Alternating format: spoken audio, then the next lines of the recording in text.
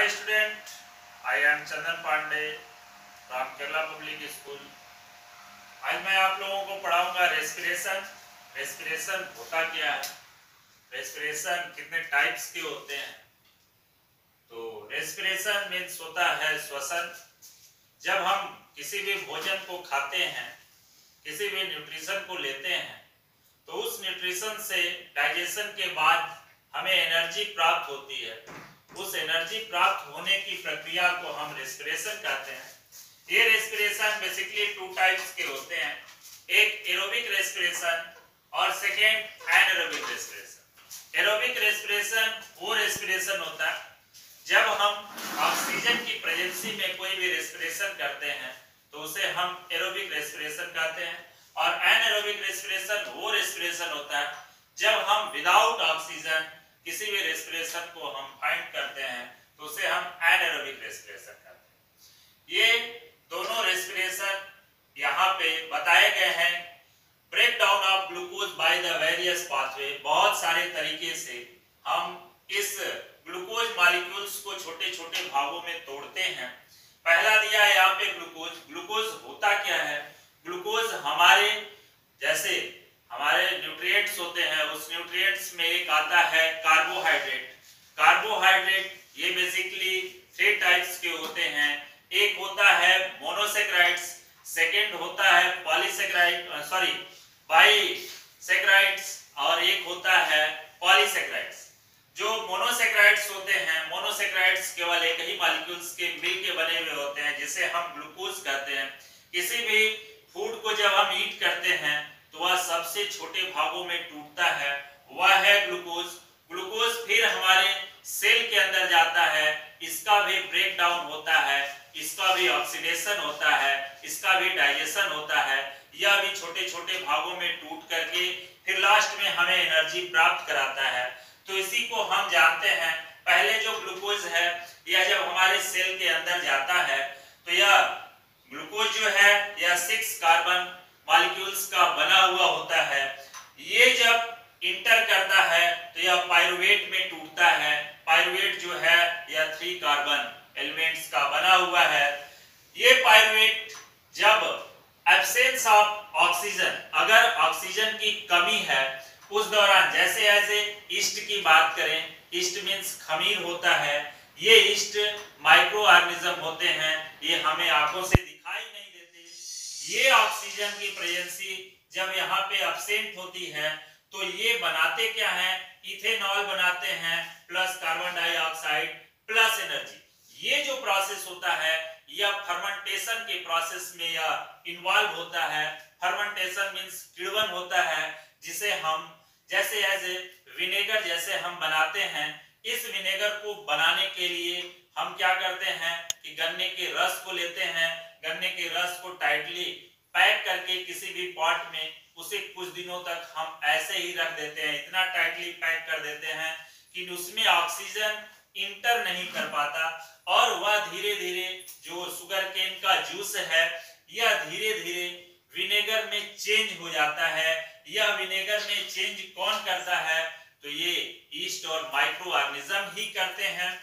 यह without oxygen यहाँ पे प्रोसेस पाया जाता है और ये ethanol plus carbon dioxide plus energy, इसमें भी कुछ एनर्जी इन्वॉल्व पाई जाती है। यह एनर्जी बहुत ही लेस अमाउंट में होती है। फिर सेकेंड है आपका presence of oxygen. Presence of oxygen, oxygen की प्रेजेंसी में, मतलब ये जो रेस्पिरेशन है यह एरोबिक रेस्पिरेशन है। यह रेस्पिरेशन हमारे माइटोकॉन्ड्रिया के अंदर, हमारे सेल के अंदर एक माइटोकॉन्ड्रिया पाया जाता है जिसे हम power house of the cell भी कहते हैं।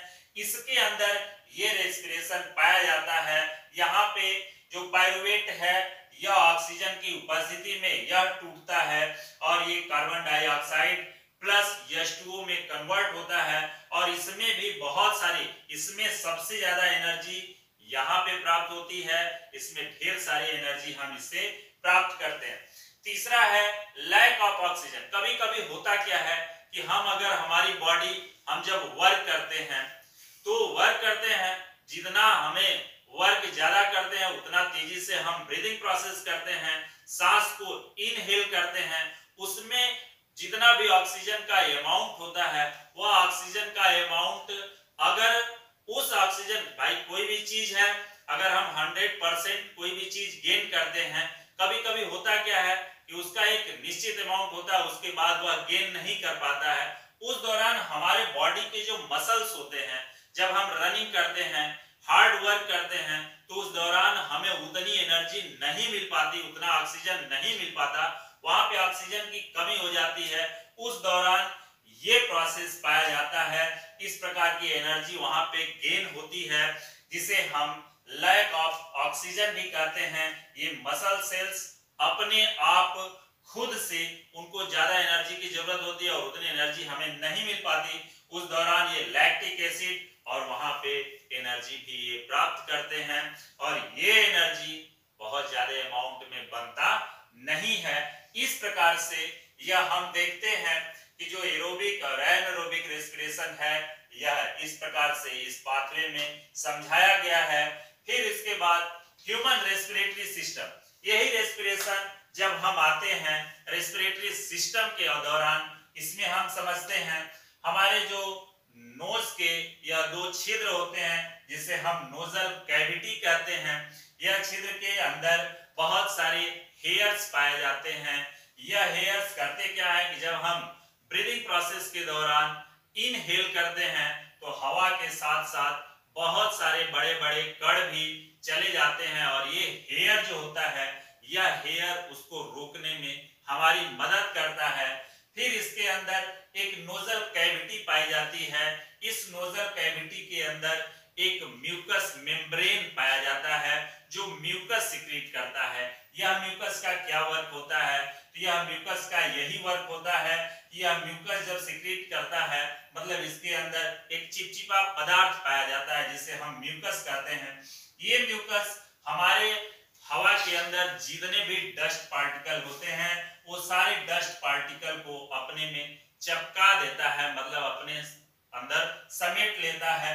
फिर हमारा जो एयर है वह फ्रेश बचता है, उसमें किसी भी प्रकार का कोई डस्ट नहीं होता।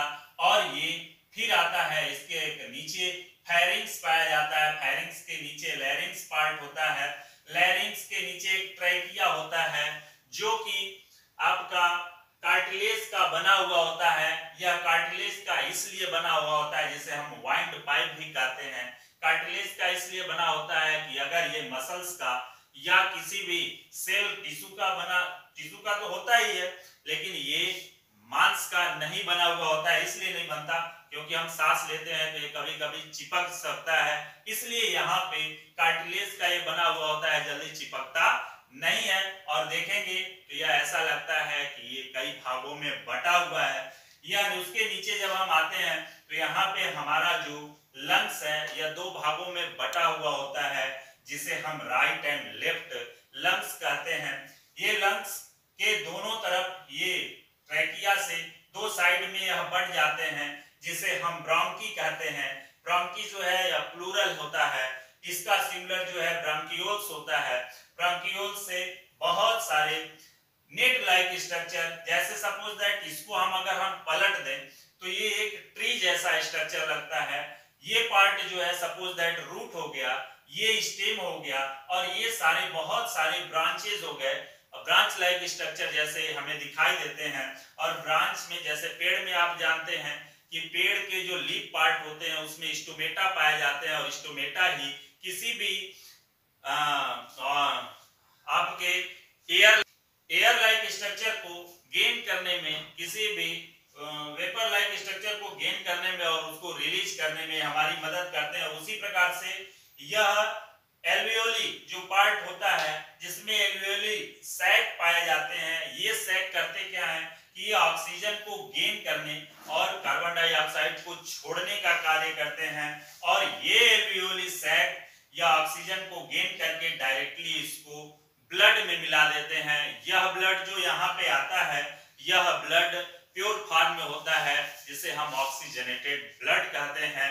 और ये ऑक्सीजनेटेड ब्लड फिर ये बहुत सारे इसके साथ भोजन वाले पार्ट भी मिले हुए होते हैं, और ये ब्लड फिर हमारे पूरे बॉडी के प्रत्येक ऑर्गन तक जाता है।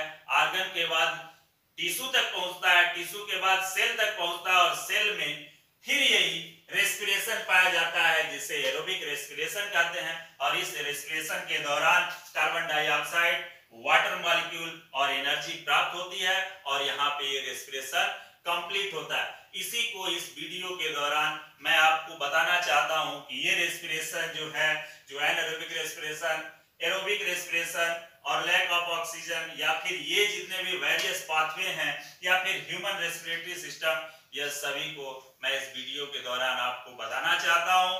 आपको अगर ये वीडियो अच्छा लगे तो प्लीज इसे लाइक कीजिए, सब्सक्राइब कीजिए और अगले वीडियो का इंतजार कीजिए।